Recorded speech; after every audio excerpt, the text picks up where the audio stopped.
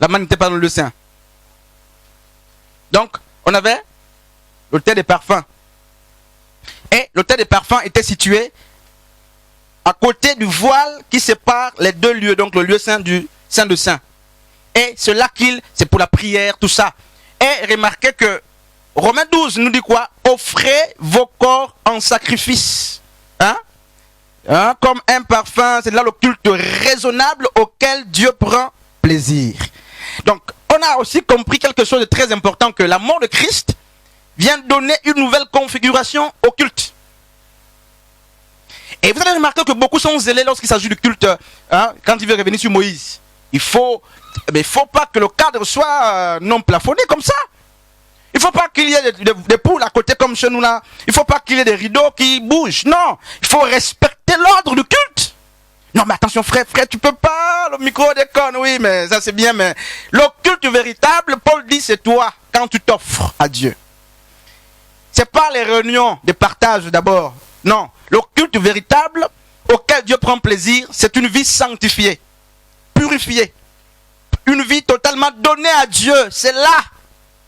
Même si tu n'as jamais mis pied dans une réunion de partage, tu fais le vrai culte. Et les gens te diront, mais tu ne vas pas à l'église, ma soeur, mon frère. Depuis que je te connais, allons quand même. Oui, c'est important de venir.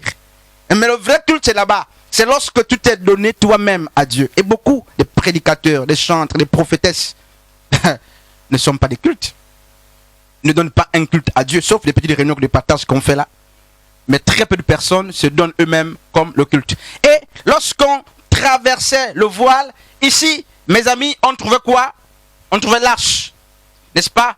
Et ici, dans l'arche, on avait quoi? Avec l'arche, on a les tables de la loi et on a, n'est-ce pas, la manne, n'est-ce pas?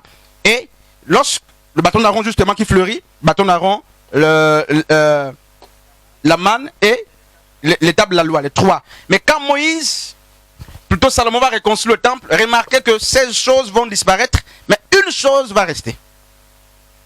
N'est-ce pas? Qu'est-ce qui est resté là-bas? Ryan, l'arche seule. N'est-ce pas? Un masque qui devait dire quelque chose là? Donc, l'arche est restée. Pourquoi? Voilà, vous allez répondre. Alors, qu'est-ce qui se passe? Quand Luc 24, 44 à 46 dit, les prophètes ont parlé de moi, les psaumes ont parlé de moi, donc Jésus disait la Torah parle de moi, les Nivim ont parlé de moi, les Ketuvim ont parlé de moi. Qu'est-ce qu'il voulait dire? Parce que Papa Frédéric a pris Matthieu 5, 17 pour dire que Jésus a dit, ne croyez pas que je suis venu abolir, frère Dieu, on va terminer le culte, je ne suis pas venu abolir la loi, mais je suis venu l'accomplir. Mais justement, Jésus ne pouvait pas abolir, annuler ce que la Bible ou ce que la parole disait de lui. Il est la parole. Donc, la parole parlait de lui. Et donc, Jésus venait pour que la parole qui avait été prononcée, n'est-ce pas, sur sa personne ait effet.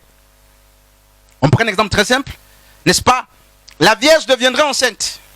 Elle enfanterait un fils. Et quand Jésus arrive, justement, il est né par la Vierge. On prend notre prophétie. Il devait être lapidé, insulté, vendu, tout ça. Quand Jésus vient, il ne pouvait pas, n'est-ce pas, annuler ou annuler ces prophéties qui parlent de lui. Il devait se contredire. Et la parole devait devenir mensongère. Donc quand il vient, il n'efface pas. Ok, là je te concède ça, Papa Frédéric. Mais la Bible dit qu'il a lui-même dit que je suis venu accomplir. Donc je suis venu de sorte que ce que les Écritures disaient de moi ait effet. Et si une chose a eu effet, mais elle est passée.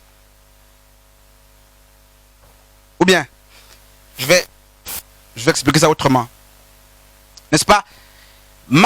Je vais prendre Ésaïe 17, 7, 14. C'est une parole qu'on peut lire, mais même si vous la lisez aujourd'hui, elle n'a plus d'effet. Parce que Marie a accouché, c'est fini. Jésus est né. Donc c'est une prophétie qui est désormais isolée. En fait, c'est une prophétie accomplie déjà. Donc vous n'allez pas lire ça pour dire la femme deviendra enceinte. Sauf si vous voulez coller ça sur vous-même, il n'y a pas de problème. Mais sinon, c'est accompli. Jésus, oui, tu vois par la parole, Jésus a déjà été vendu, crucifié, n'est-ce pas? Et Esaïe a dit quoi? Ils l'ont rejeté. Esaïe 53, dédaigné, tout ça, crucifié, insulté. Il n'a pas dit un mot. Il est resté comme un agneau qu'on conduit à l'abattoir, sans mot dire, tout ça.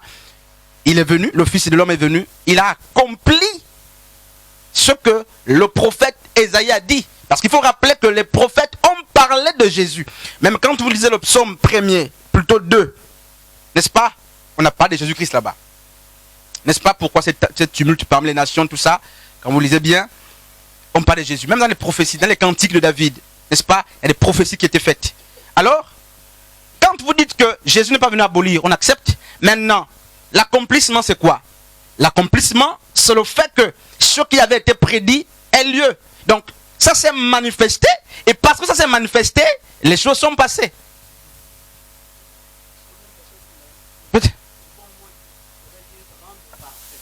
C'est-à-dire? Ça veut dire dans le sens achevé.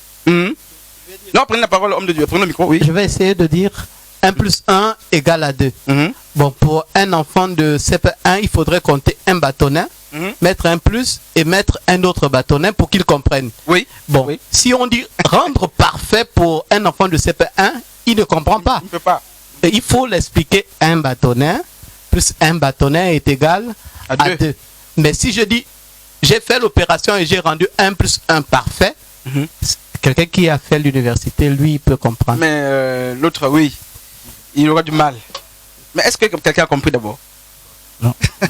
Non. Est-ce que quelqu'un comprend ce que c'est dit là? Est-ce que tu comprends? On va d'abord. Est-ce que tu comprends? On va revenir. Oh, on ne peut pas faire dire. Oui, donc, si je comprends bien, ça veut dire que même les fêtes que nous sommes en train de faire là. Les fêtes là. Il y a combien de fêtes? Bon, la parade. 7. Voilà, les 7 la fêtes. La première, c'était laquelle? La plus importante même là. Bon, la première fête. La Pâque. La Pâque. Oui. Accompli ou non? Bien sûr. C'est accompli, mais pourquoi on continue toujours à faire ça? La Pentecôte. Accompli. Les prémices. Accompli. Donc, les 7 fêtes d'Israël. Les 7 fêtes d'Israël. Non, mais en fait, Colossiens est clair. Paul dit dans Colossiens 2 là-bas, je crois 15 à 16, que mais tout s'est accompli en Jésus, la loi s'est accomplie en Jésus, tout ça. En fait, je ne suis pas en train de condamner ceux qui fêtent ça, ceux qui célèbrent en mémoire. Mais les 7 fêtes d'Israël étaient 7 grandes prophéties. 7 grandes prophéties. Paul, dans 1 Corinthiens 5, parle de Jésus-Christ comme étant l'agneau pascal. Donc, Christ, notre Pâque, a été immolé. Et Lévitique 23, 19 nous fait comprendre que, n'est-ce pas, après la Pâque, on devait compter 7 semaines. Donc, 7 semaines, ça fait 49 jours, plus un jour, ça fait 50. Donc, le 50e jour après la Pâque, n'est-ce pas, on célébrait la fête de Pentecôte. N'est-ce pas? Et vous lisez Actes chapitre 1er, à partir du verset 1 là-bas jusqu'à 4, la Bible dit que Jésus a fait 40 jours après la résurrection avec le peuple. Mais remarquez la fidélité de la parole. Et l'Esprit, il a dit, attendez la chambre haute, là, ne vous éloignez pas de Jérusalem, la promesse viendra, tout ça. Un autre consolateur. 40 jours, n'est-ce pas? Oui, c'est ça, maman Frédéric. Justement, pour accomplir, mais Lévitique chapitre 23. C'est pourquoi je dis que vous ne pouvez pas comprendre la nouvelle alliance si vous n'avez pas compris l'ancienne alliance. Vous allez vous faire mal. Et remarquez que Jésus fait 40 jours après, et on sait que un jour, plutôt, on sait que 10 jours après ici, forcément, il faut qu'on vive quoi? Il faut qu'on vive la Pentecôte, la fête de Pentecôte. Donc l'Esprit de Dieu est venu 10 jours après l'ascension. Le Saint-Esprit est descendu 10 jours après. C'est pourquoi la fête de Pentecôte dans Acte 2 s'est accomplie. Parce que la Pentecôte préfigurait les fusions de l'Esprit de Dieu. Et ça s'accomplit. Donc quand les gens fêtent, ok, qu'ils fêtent, chacun sait ce qu'il fait, mais pour les gens qui sont enseignés, ils savent que ce sont des choses qui se sont accomplies en Jésus-Christ. Donc celui qui mange ne juge pas celui qui ne mange pas. Je ne le juge pas. Ils célèbrent, ils savent pourquoi ils le célèbrent. Ils célèbrent ces choses-là. Mais pour nous, c'est accompli. Donc voilà, Papa Frédéric. Oui. Ok. Sœur Charlène, tu disais quoi, sœur? Non. Vous voyez même le repas du Seigneur, pendant qu'on va prendre, parce qu'elle ne comprend pas, on va revenir là. Même le repas du Seigneur, n'est-ce pas? C'est accompli. Et le repas du Seigneur, c'est la première fois que ce type de repas a été mangé. Parce que le repas de Pâques qu'on mangeait dans l'Ancienne Alliance, ce n'est pas le même repas. C'est pas le même. Et ce que nous faisons dans nos églises, ça c'est pas le repas. Ça c'est les abus. Ça c'est catholique. Et je me rends compte de plus en plus qu'on doit se repentir vis-à-vis des catholiques. Nous tous. Toutes les églises éveillées doivent se repentir. Parce qu'on a fait la guerre aux catholiques alors qu'on est resté catholique. On est resté... Vous voyez les hommes de Dieu?